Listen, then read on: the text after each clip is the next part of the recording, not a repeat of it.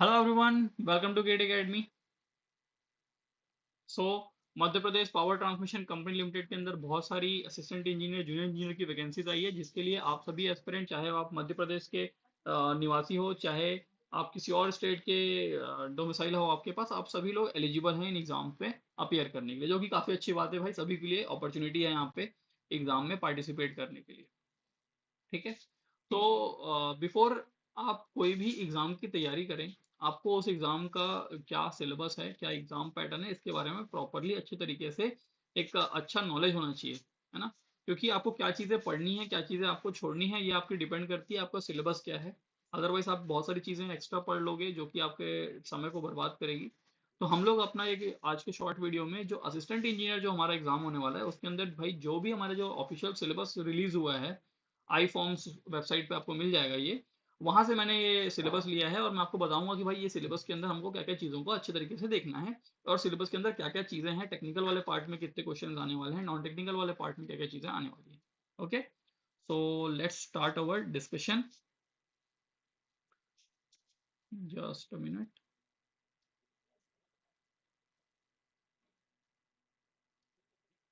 Okay, so ये है हमारा जो असिस्टेंट इंजीनियर एग्जाम है, उसके अंदर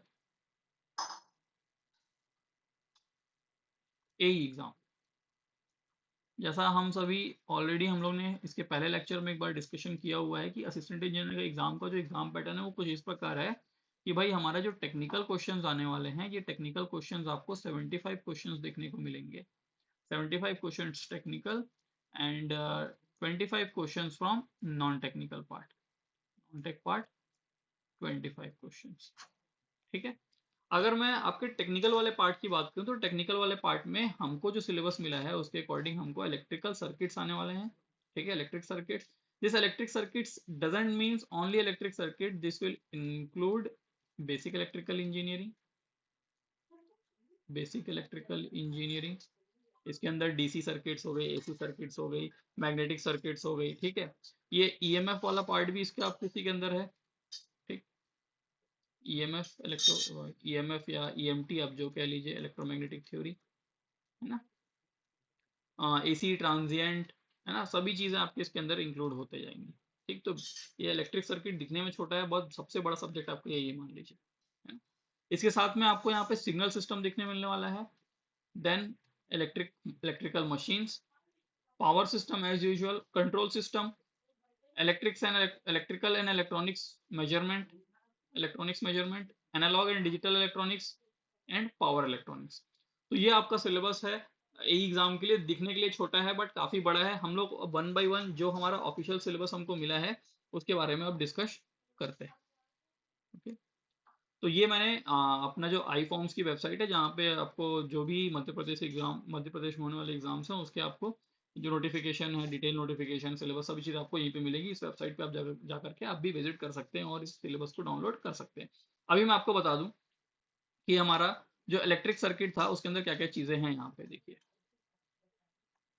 इसके अंदर आपके नेटवर्क एलिमेंट्स हो गए, ideal voltage and current source, resistance, inductance, capacitance, M elements, network graph theory, network theory, है ना, ग्राफ हो गए, ट्विंस, ट्विग्स, सभी चीजें, KCL, KVL, node and mesh analysis, transient response, मैंने आपको बताया था ये डी नहीं है, डीसी है, DC and AC networks, sinusoidal steady state analysis, resonance बहुत इंपॉर्टेंट है, passive filters, ideal current end voltage sources, Thevenin's theorem, Norton theorem, superposition theorem, maximum power transfer theorem, two port network, three phase circuits, star delta transformation, complex power and power factors in AC circuit. ठीक है। तो ये हमारा complete electric circuit का syllabus बनता है। After that मैंने आपको बताया था कि ईएमएफ बीसी के अंदर इंक्लूडेड है, इलेक्ट्रोमैग्नेटिक फील्ड या इलेक्ट्रोमैग्नेटिक थ्योरी की आप बात करते हैं, जो क्योंकि खुद में काफी अच्छा इंपॉर्टेंट सब्जेक्ट है, और ये गेट वगैरह एग्जाम में बहुत ज्यादा वेटेज नहीं रखता, बट हम लोग इसको डेफिनेटली पढ़ते हैं, है ना। तो इसके अंदर आपके कूलम्स लॉ हो गए, electric field intensity, electric flux density, Gauss law बहुत इंपॉर्टेंट है, divergence, electric field and potential due to point, line, plane, spherical charges distribution, effect of dielectric medium, capacitance of simple configuration, Biot Savart law बहुत important, Ampere's law बहुत important. ठीक है। Curl Faraday's law, curl's law, Lorentz force बहुत important, inductance, magnetomotive force, MMF, reluctance, magnetic circuit, self mutual inductance of simple configuration. ठीक है, ये सब चीजें आपको यहाँ पे पूछी जाने वाली है। क्लियर? तो ये जो पार्ट है हमारा basic electrical engineering, electrical circuits, network analysis, जो आप कहना चाहें, ये यहाँ पे कंप्लीट होता है। आफ्टर दैट आपको देखने को मिलेगा सिग्नल एंड सिस्टम, बहुत इंपॉर्टेंट टॉपिक है फ्रॉम ईएस और गेट पॉइंट ऑफ व्यू से। सिमिलरली यहाँ पे भी आपको एई और जेई के एग्जाम में आपको ये बहुत इंपॉर्टेंट सब्जेक्ट बन के आने वाला है। Representation of continuous and discrete signal, time signals, shifting and scaling operation है ना, सिग्नल को ऊपर शिफ्ट करना, नीचे शिफ्ट करना, स्केल करना, मैग्नीफाई करना, रिड्यूस करना। ठीक है, linear time invariant and causal, non causal वाला भी पार्ट इसमें अंदर है। Fourier series representation of continuous and discrete time periodic signal, sampling theorem, ये बहुत इंपॉर्टेंट टॉपिक है sampling theorem. Application of Fourier transform, Laplace transform, Z transform, RMS value, average value calculation, ये सभी चीजें आपको यहाँ पे सिग्नल सिस्टम वाले पार्ट में देखने को मिलने वाली है।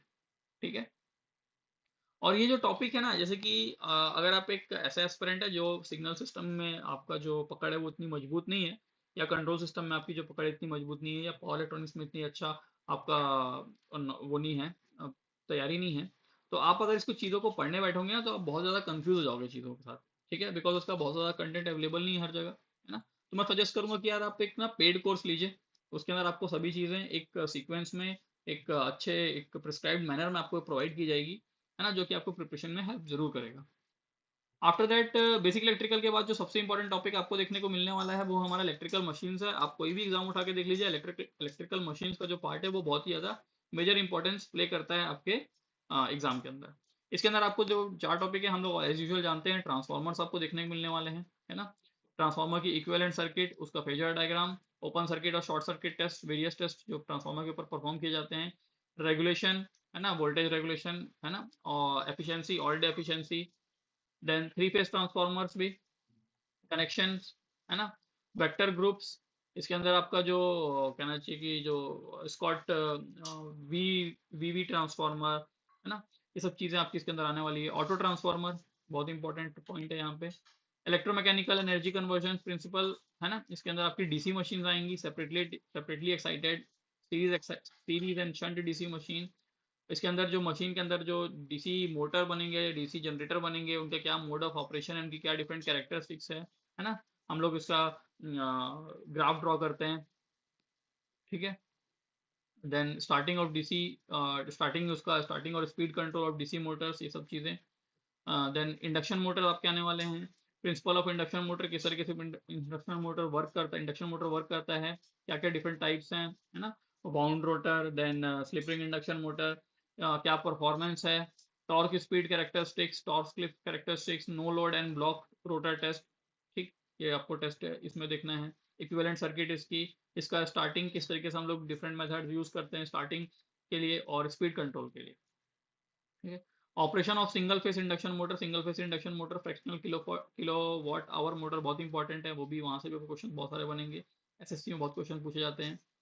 सिंक्रोनस मशीन यहाँ पे आपके लिए सिलेंड्रिकल और साइलेंट पोल, दो टाइप की सिंक्रोनस मशीन, उसके बारे में, उसका कंस्ट्रक्शन हो गया, उसके परफॉर्मेंस हो गया, उसका रेगुलेशन हो गया, इसका पैरेलल ऑपरेशन हो गया। ठीक है, स्टार्टिंग किस तरीके से की जाती है सिंक्रोनस मोटर की, उसकी कैरेक्टरिस्टिक्स क्या है, कितने लॉसेज उसके अंदर, क्या क्या डिफरेंट लॉसेज होते हैं, है ना, देन आपकी उसकी एफिशिएंसी का कैलकुलेशन, सभी चीज़ें आपको यहाँ पे देखने को मिलेंगी। ठीक है, तो इलेक्ट्रिकल मशीन के अंदर आपके ट्रांसफार्मर हो गया, डीसी मशीन हो गया, इंडक्शन मशीन हो गया, और देन एट द एंड आपको सिंक्रोनस मशीन भी देखने को मिल गया है। पावर सिस्टम की बात करें तो पावर सिस्टम के अंदर भी आपको क्या क्या देखने मिलने वाला है, आपको जनरेशन देखने को मिलेगा, आपको ट्रांसमिशन देखने को मिलेगा, आपको डिस्ट्रीब्यूशन देखने को मिलेगा, देन आपको प्रोटेक्शन देखने को मिलेगा। तो ये आपका पावर सिस्टम वाला पार्ट यहाँ पे पूरा कंप्लीटली यहाँ पे दिया हुआ है। ठीक है, इसमें बहुत सारी चीज़ जैसे कि पर यूनिट क्वांटिटीज जो हैं ये आपको जेई एग्जाम में देखने को मिलने वाली है, एग्जाम को अंदर देखने को मिलने वाली है।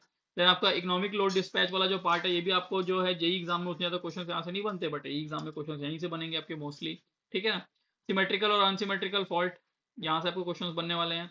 देन ये admittance matrix, bus admittance matrix, Gauss Seidel method, Newton Raphson method, load flow method, ये सब जो एक्स्ट्रा कंटेंट है आपके ये पावर सिस्टम के अंदर ये आपको ए एग्जाम में देखने को मिलने हैं।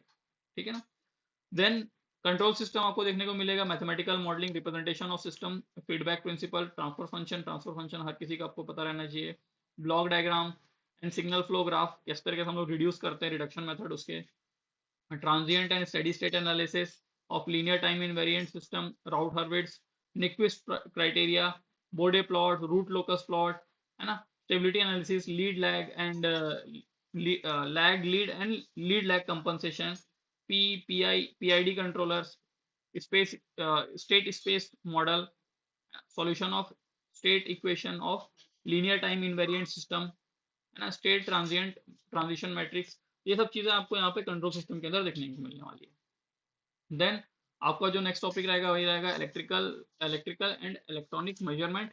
इसके अंदर आपका छोटा सब्जेक्ट है, लेकिन क्वेश्चंस आपको काफी सारे देखने को मिल जाते हैं यहाँ से। ठीक है, इसके अंदर जो एसी डिफरेंट एसी और डीसी ब्रिजेस हैं, पोटेंशियोमीटर्स हैं, रेजिस्टेंस का मेजरमेंट हो गया, वोल्टेज का मेजरमेंट हो गया, पावर का मेजरमेंट हो गया, एनर्जी का मेजरमेंट हो गया, पावर फैक्टर का मेजरमेंट हो गया, ये सब चीजें आपको यहाँ पे दिखेंगी दिखेंगी।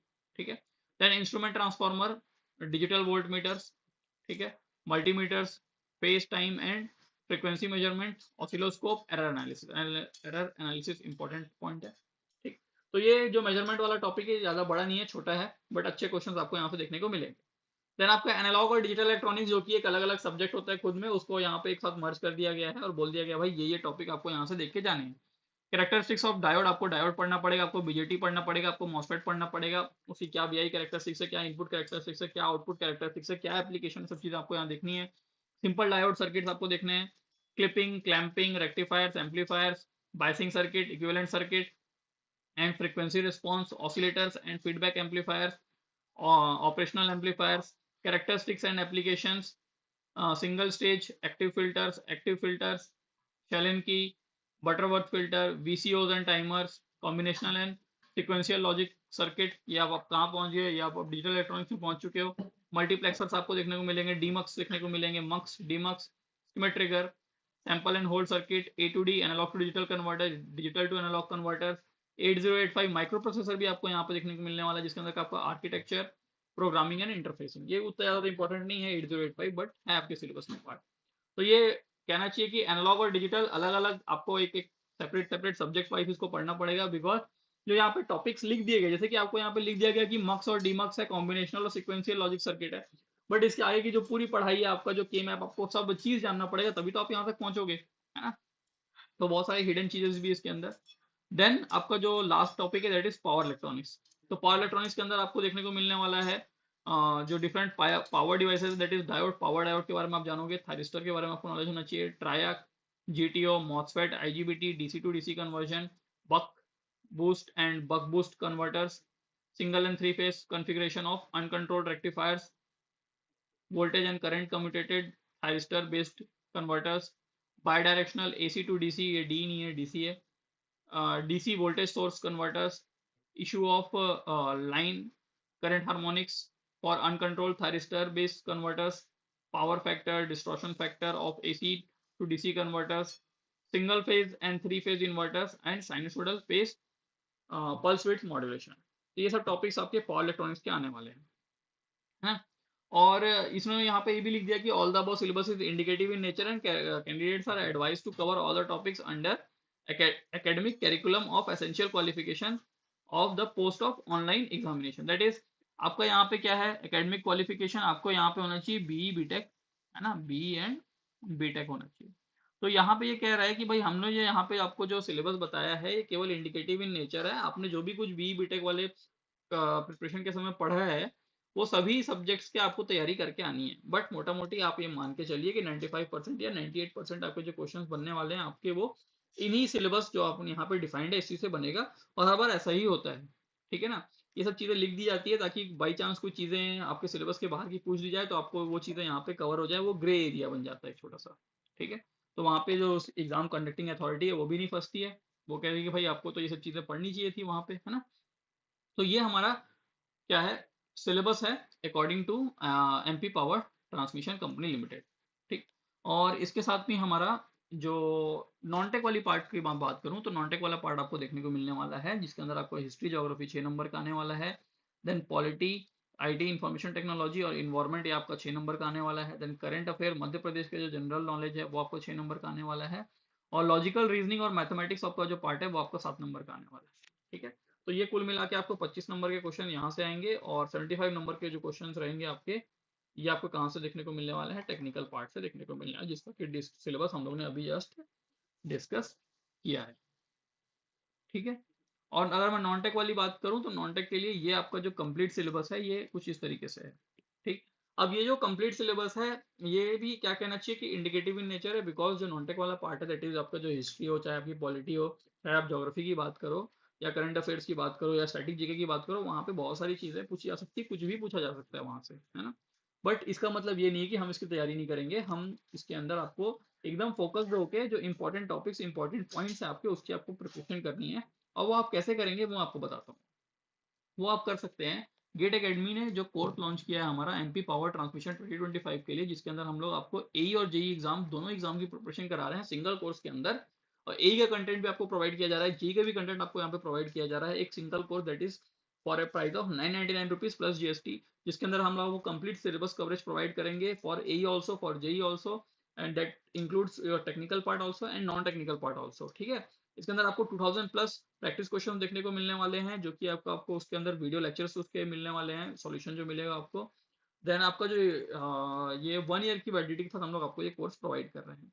इसमें आपको एनरोल करने के लिए करना होगा ये कि आपको जाना होगा प्ले स्टोर पे गेट एकेडमी की ऐप को सर्च करिए, या आप गूगल पे जाएं, वहाँ पे सर्च करें गेट एकेडमी डॉट शॉप को, शॉप की वेबसाइट पे आप वहाँ पे जा सकते हैं, और वहाँ पे हमारा ये कोर्स पे एनरोल कर सकते हैं और अपनी प्रिपरेशन को स्टार्ट कर सकते हैं। ओके।